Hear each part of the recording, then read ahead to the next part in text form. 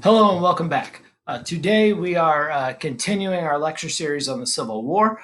We left off in the previous lecture, talking about the first and second Battle of Bull Run, the Peninsula Campaign, and Fort Henry and Fort Donelson. It's not looking well for the North. It's certainly not. Very few victories. The Confederacy has, been doing some pretty serious damage in the East. They've defeated McDowell, they've defeated Pope, and they've defeated McClellan. So we've had three different generals in the East, and the Union's not been able to score any major victories out there. In the West, General Grant has had some success. He scored a victory at Fort Henry, which essentially the South didn't even really try to fight, and then scored a big victory at Fort Donelson. And even though it wasn't like a big military victory, it still is a pretty significant thing because it really puts Tennessee in play. And so the next move is to split Tennessee in half and try and gain more secure control over the Mississippi. The Mississippi River is really the target. The other thing that Fort Donelson did was it kept Kentucky from joining the Confederacy. So even though they're not major military wins, they're still vital to the war effort. So, the Union's essentially kind of in trouble. The Southern strategy of, fighting a defensive war is working. And we're going to kind of talk about how, today, kind of how the Southern strategy is going to start to unravel a little bit. So, we're going to spend some time talking about what's going on in the West today. So we're going to build on the Union victories at Fort Henry and Fort Donelson. So the guy in charge of the Confederacy in the West is going to be Albert Sidney Johnston. He's a veteran of the Black Hawk War, is generally considered to be a very effective Southern general.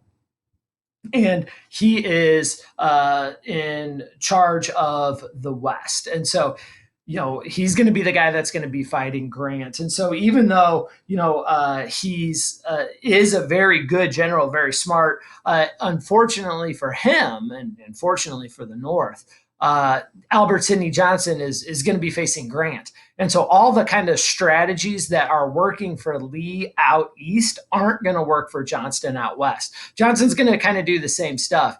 He's, when we talked about the Second Battle of Bull Run, when Lee essentially surprised attacked Pope before McClellan's forces could come in and reinforce him, and it just shook McClellan to his core and allowed him to justify retreating.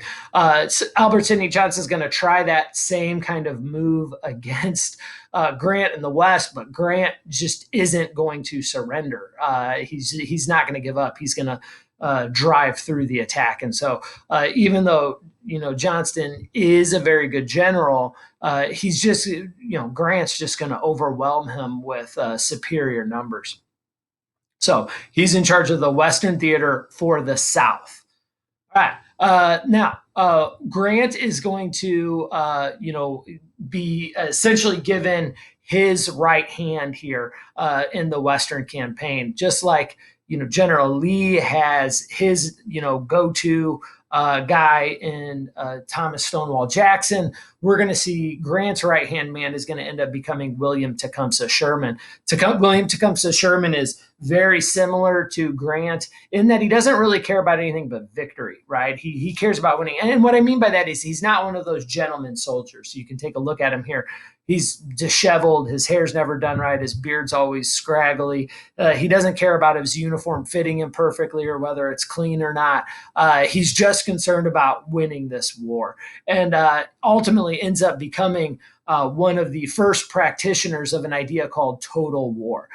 Total war means that in these major wars that the Civil War is turning out to be, there's just no wars like this previously, where hundreds of thousands of soldiers are meeting up on the battlefield, and because of the advancements in technology, there's just massive amounts of death. And ultimately resulting in a war of attrition, right? We talked about that in the previous lecture, where the first side to run out of stuff loses in a war of attrition, which means everything becomes important. Boots become important. Food becomes important. What Grant and William Tecumseh Sherman are going to believe in is that this idea of total war. Sherman takes it much further than Grant does. And he says, look, if we're trying to outlast our opponent, and so we're trying to just have more soldiers than more bullets and more food, we shouldn't just wait until they run out of food. We should actively destroy their food. And so when we're in their territory and we come across one of their farms, we should not just steal all their food. And so the northern soldiers will do that. They're going to take the food from southern farmers to feed their family, or to feed their soldiers, not their families, I should say, to feed their soldiers. Sherman says we got to take that a step further. We don't just take their food, because then they're going to regrow it and they're going to use that to feed southern soldiers. What we do is we burn down the farm and we salt the earth, right? So we burn everything down and destroy the land so it can't produce food in the future. And so because of that, many people are going to consider him to be insane. You know, because it's one thing to kill a soldier. That soldier is shooting at you, you're shooting at them, both of you are doing what you believe to be your duty. It's not, nobody considers that murder, right? It's just, look, we have two sides and you're just trying to defend what you believe to be right. And so that there's we don't consider that to be necessarily evil. That'll change with World War II when you really are fighting an evil empire. But what Sherman's doing is, by not just taking their food, but also destroying their homes and destroying their factories and destroying their farmers' ability to grow crops in the future. That doesn't just hurt soldiers; that hurts the civilian population too. And Sherman's okay with that. He's not like out executing point blank civilians. He's not doing that. But what he's saying is, yeah, I'm going to destroy your food is feeding soldiers, and those soldiers are killing northerners, and they're killing northern soldiers. You left the Union, you picked this fight, not us. And your act of feeding those soldiers is propagating a war that's killing people. And so if you don't like me burning down your home, then you need to put pressure on your government to end this war. And so that's what total war is. That's what Sherman's advocating, and that is not in the norm. That becomes really apparent, later on when Grant gets put in charge of the Eastern Theater, when Sherman marches to the sea. And so he essentially, goes through Atlanta, burns down Atlanta, and heads to Savannah, and just kind of burns everything along the way. And you talk about William Tecumseh Sherman in the South even to this day, and they think of him as like a war criminal for what happened there. So very controversial figure for the North, but is going to be instrumental and is on the same page with Grant. Like, we're not going to back down. We're going to keep fighting. Even if we lose battles, we're going to keep coming at you, and we're just going to wear you out. And so it's good for the North that Grant has that kind of person he can rely on, that envisions the war the same way as he does, because there's just nobody else views it that way. Certainly McClellan doesn't. All right. So the first battle out in the West that we're going to talk about, and this is going to be a super important battle, is going to be the Battle of Shiloh. The Battle of Shiloh is going to happen on April 6th and 7th of 1862, and so it's a 2-day battle. Now, Grant and General Buell are trying to divide Tennessee in half, and their target is Memphis. If they can control Memphis, because Memphis is on the Mississippi River, it just will give the Union more control over the Mississippi River, which is what they want. And so Grant is, the idea is Grant and his 42,000 troops are going to meet up and be reinforced by Buell and his 20,000 troops, and then they're going to head to Memphis and try and take Memphis. Well, Albert Sidney Johnston, who has got about 45,000 troops, sees that the two armies are converging and wants to surprise attack Grant before the two armies come together, just like Lee did in the Second Battle of Bull Run, and it worked for Lee. And so Grant's marching his troops, kind of waiting for Buell to show up, and he's going to stop at a little church at a place called Pittsburgh Landing. The church is called Shiloh. and he's resting his troops and just kind of casually waiting for Buell to reinforce him. He doesn't think he's going to be attacked, and so Johnson, who's taking a page right out of Lee's book, decides to rush in and essentially surprise attacks Shiloh. And so the troops are not prepared for a fight, and very quickly it looks like it might be a rout for the North, right? By rout I mean it looks disastrous for the North, but Grant's just not a quitter. And so, he's going to hold on, and he essentially is decided that on that first day, which they refer to as the Devil's Own Day, because it's going to be just a absolutely massively bloody war, bloody battle, I should say, not war, bloody battle. And so, the Johnson attacks, and Grant. There's 12 hours of fighting in that first day, and Grant just refuses to surrender. He's going to be able to rally his troops, and even though it's not looking good for him, he's able to hold on that first day. And so he's rallying his troops, waiting for General Buell to show up, and then during that day, General Johnston will be killed, and P.T. Beauregard is going to have to take over. And so Johnston being killed is going to kind of deflate the Confederates, but they are holding on. The second day, Grant is going to be able to be reinforced, and now Grant has his superior numbers. If it were any other general, if McClellan was in charge of this battle, most historians agree that McClellan would have retreated after that first day, because he would have taken the Union took such huge losses. But because Grant is just not equipped that way, he understands he just has to hold on for Buell to show up. Then he's going to have advantage in the numbers. He's going to be able to hold on and is going to be able to scrape by with a very narrow victory over the South. So we have nothing but a series of failures in the East, and now Grant has pulled out two small victories in Fort Henry and Fort Donelson, and now one major victory at Shiloh. I mean, this is huge. Albert Sidney Johnston being killed. The Confederate forces at Henry and Donelson weren't very large. This is two. You're talking about. So like 62,000 Union soldiers facing 45,000 Confederate soldiers. This is a massive battle. 13,000 Union casualties, 10,000 Confederate casualties. And so, this was a huge battle. And I want to point out those numbers too, right? The Confederates killed more Northerners. The Southerners killed more Northerners than Northerners killed Southerners. And so just by body count, it actually looks like the South won. But because Grant understands that he's allowed to lose more people than the South because he can replace his soldiers and the South can't replace theirs, he knows that. And so he kept fighting. He had the courage to keep fighting, and the South had to retreat. Now, this is divided Tennessee in half. Right. So Tennessee is going to essentially be taken out of this battle. We've got to head, we're going to be heading to Memphis next, then Vicksburg, Mississippi, and Memphis, New Orleans in Louisiana, and then Vicksburg, Mississippi. After that, the North controls the Mississippi River. So that's that divides the Confederacy in half. So the victory at Shiloh divides Tennessee in half. But then we've got a couple more really serious big battles where lots of people are going to die, right? It's not a guarantee that we're going to get the Mississippi River, but it's the next step to get the Mississippi River, which cuts off trade for the South and divides the South in half and puts Texas on the other side of the Mississippi River, and it's going to make it much more difficult for them to be able to help in this war.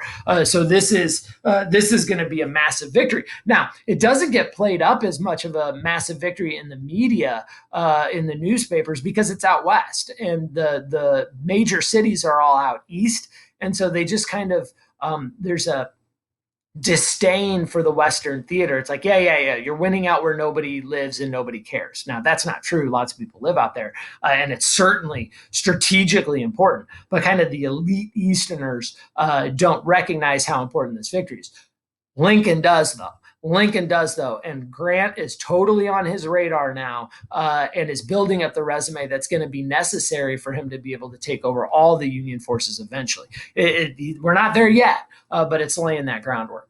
So the next target is New Orleans. New Orleans is vitally important because it is at the mouth of the Mississippi River. Controlling that city doesn't mean you control all the Mississippi River, right? The Confederates still have Vicksburg, so they've got guns on the river at Vicksburg. And if Union troops try and ship goods down past Vicksburg, Vicksburg can blow up those ships. So controlling the Mississippi doesn't mean that the Union can just freely use the Mississippi River, not until you get Vicksburg and Memphis. But controlling New Orleans does mean that if you control it, the South can't use the Mississippi River at all. Because it's like controlling the door. If you control the door to a house, you don't control the entire house, but you can keep out everybody that you don't want in. And that's what New Orleans is. It's the door to the Mississippi River.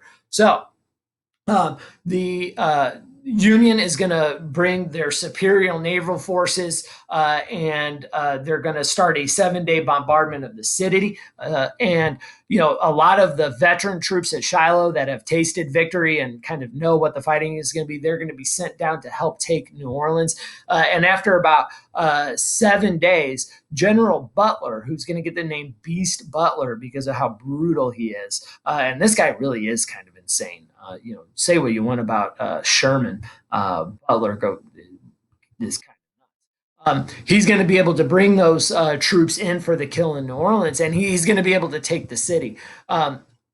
Once he takes the city, that's a vital win for us. This is huge because now we can cut off the South from using the Mississippi River. But once Beast Butler is put in charge of New Orleans, which is known as the Crescent City, the people of New Orleans resist. And so they don't want to be a part of the North. And Butler wants to instill order in the city, and the men of the city are going to resist and not do what the North wants them to do. So we're not able to use the city the way that we want to be able to use the city. And so Butler reacts, and essentially any of these men that try and resist Union control of the city, he's going to just kill them. And so a guy gets killed for just tearing down a Union flag. I mean, like, it seems a little harsh, right? I mean, it's one thing if you're like killing Union soldiers, but you're just tearing down a flag. And so he goes real harsh. So then what happens is the women start to resist, and they're like, well, you're not going to arrest the women. You're not going to just outright kill the women. And at that time period, that's just, kind of unheard of. And so what Butler does is he instills essentially martial law, and he's going to pass what becomes known as the Woman Order, or Order 28. And Order 28 says any woman that shows disrespect, and I'm paraphrasing here, shows disrespect to a Union soldier, that Union soldier can essentially take revenge on her. And what that is implied to mean is rape. And so it's meant to essentially terrorize the city into compliance. Well, this is a huge mistake. One, Grant, who is increasingly getting more and more power in the West. He's not totally in charge yet, but increasingly getting more power. He's not going to like that, and he's not going to like it. One, because it's evil, but two, because it's going to be used as propaganda against the North. And so the Southerners are essentially the Confederacy is just going to go to Southerners and say, look, this is what happens when Northerners take your city. Not only do they burn your farms like Sherman's doing, but they're going to rape your women. And that's just going to make the South want to fight harder and to sacrifice more. And so this ends up backfiring huge for the North. Now, eventually, Butler will be relieved of command. And so Grant will essentially fire him and send him home because of this. But it's, a lot of times we like to make the Civil War about good guys versus bad guys. And that's easy to do because slavery is evil and the North is fighting to end slavery. But that doesn't mean, again, we've talked about this in every single one of these lectures, it seems like, not everyone but significant numbers of them, that you can't talk about groups as monolithic groups where every member of a group acts and is the same way. And so although I would argue that yes, in this war, which very few wars is it clear cut that there are good guys and bad guys, I think in this one there is. The North is clearly the good guys and the South are clearly the bad guys here. That doesn't mean that every single Southerner is a bad guy, and supports slavery, and it certainly doesn't mean that every single Northerner is a good guy. General Butler here is an example of that. He's not a good guy, even though he's fighting on the side of the good guys. And so I think that's a really important lesson for all of us to take out into the real world. It is not acceptable to judge any group monolithically, and to assume that every member of that group is the same. And it's certainly not okay to accuse all of one group as being, inherently good or inherently bad, because it's just not true. So that brings us to Antietam, and this is going to be one of, this is going to be Lee's first mistake. So Antietam is in Maryland, and so Maryland is, one of those border states in the North. They're not a member of the Confederacy, so we're going to consider it's a northern state. So Lee is is going to shift his strategy from a completely defensive war to an offensive war. So he's going to invade the North at Antietam. And so this happens on September 22nd of 1862. Antietam will be the bloodiest one-day battle in the history of America. And so, and it's going to be a loss for Lee and one of his first losses. And so, why did he invade the North? Why did he switch his strategy? Well, he's doing the math. He sees what Grant sees, that he's got fewer soldiers and he doesn't have a replenishing supply of soldiers. He has less food, he has less guns, and he has less ammo. And so he knows that the South cannot win a war of attrition. The South will run out of soldiers first. They will run out of food first. They will run out of guns first. They will run out of ammo first. He sees that. And so he thinks because the South has been winning in the East so much and they've got momentum, that he can throw one big knockout punch to the North, and one or two of these things will end up happening, right? One, the North might rise up and say, you know what, this war's not worth fighting. We quit. Just go be your own country. He believes that might happen. Or he believes that the countries in Europe that desperately need cotton will recognize and see that the South has a chance of winning this war, and that they might end up siding with the South, which means the South could win a war of attrition because they could get supplies. They could get supplies from Europe. So Lee thinks if he can score a major victory in the North, that one or both of those things could happen. So and he thinks there's also the potential that border states might jump over to the cause of the South, particularly Maryland, right? And if Maryland decides to flip and join the Confederacy, that means Washington, D.C. is surrounded by the enemy. Right. And so that could be huge. So really, when I said there's two possibilities, there's really three possibilities of a major victory happening here. So Lee decides, because he's bold, he decides he's going to take the risk. And so he comes up with all the plans for this invasion, and he sends the plans out to all his generals. Now, remember, we're living in a time period without email, without cell phones, without telephones. And so he's sending out this written correspondence with the plans to his generals. And the North receives a stroke of luck. Those plans get intercepted and delivered to McClellan. So now McClellan has the plans and the logistics for this invasion. And so he knows where Lee's going to be, and he knows roughly how many troops Lee's going to have, but he doesn't believe the report, right? And because McClellan is just inherently cautious, right? He's not going to take full advantage. So he sees the plans and he decides, okay, we're going to try and set an ambush for Lee. But he's convinced that Lee has twice as many troops as he actually does. And again, this is a problem. We've talked about this in previous lectures, that the scouts are over-reporting the size of the Confederacy. The intelligence gathering organizations are over-reporting the size of the intelligence agency. You combine those things with the fact that McClellan is just, I mean, for lack of better words, scared. McClellan just believes it. And so he's overly cautious once again. And so he believes that the Confederates have twice as many troops. And so when the battle breaks out, he's not going to act as boldly as he should, which means because he moves slow, he's going to give Lee time to prepare.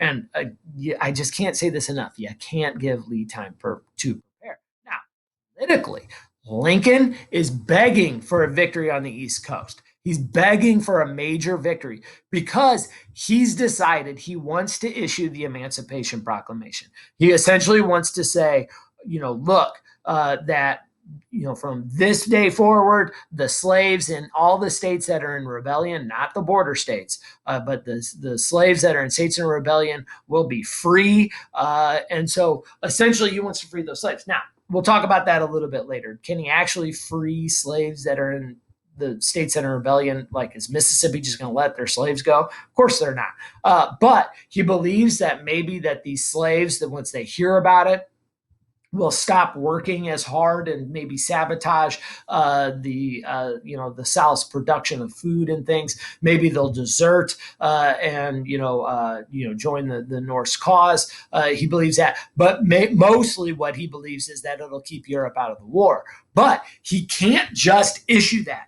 If he just issues it after the Second Battle of Bull Run, it looks desperate. It looks like a Hail Mary shot that the North doesn't think they can win, so they have to do something desperate. He needs a victory to be able to issue the Emancipation Proclamation from a position of strength, and that will keep Europe out of the war, he hopes, and it will keep Europe out of the war. Now, he will not, and we'll talk about this more in detail in a future lecture, he won't free the slaves in the border states. And obviously why.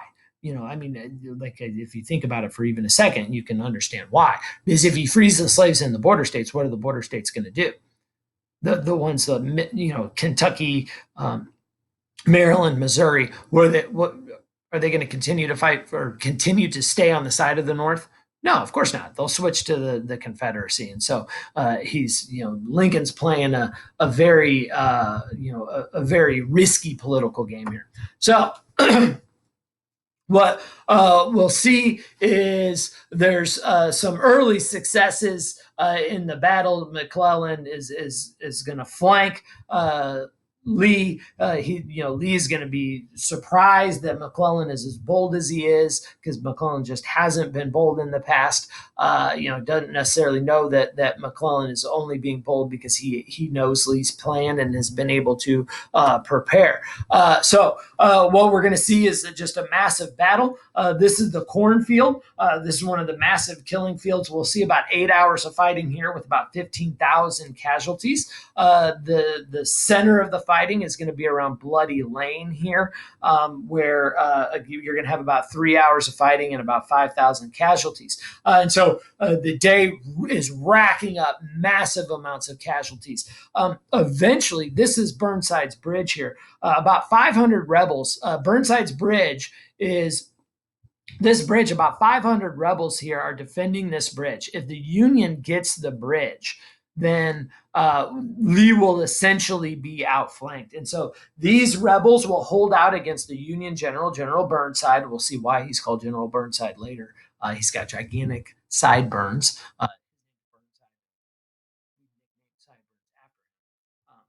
So General Burnside is going to be fighting there for about 3 hours. Eventually, the rebels will push the Union troops back. But by the time that night falls, we're going to see that Lee sees the writing on the wall.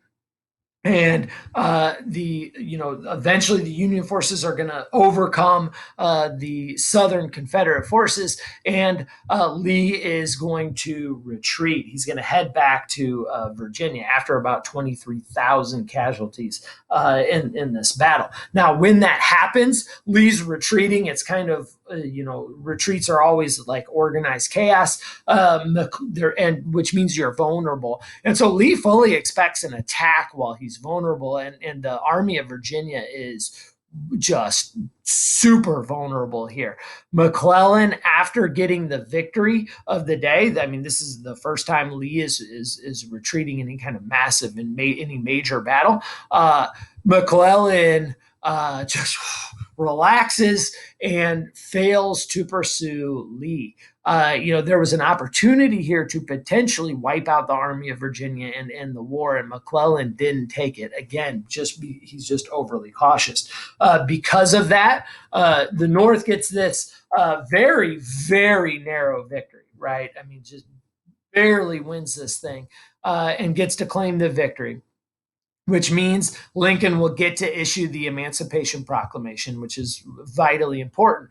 But it's only a narrow victory when it could have been an absolutely devastating blow to the South. And so, because McClellan failed to pursue and allow the Confederates to escape back to Virginia, Lincoln will fire McClellan. So McClellan is removed from the Army of the Potomac, and Lincoln's going to have to try and find another general. So, with Shiloh and Antietam, we're starting to see some Union success. That's important because it's going to allow for the issue of the Emancipation Proclamation. It's important to Lincoln domestically because he's going to be able to, shore up some political support because we're finally getting some victories, and because by this point it's no means assured that he's going to get reelected. And so these victories will help. All right, that's where we're going to wrap up our lecture for today. Thank you very much for your time, and I will see you again shortly.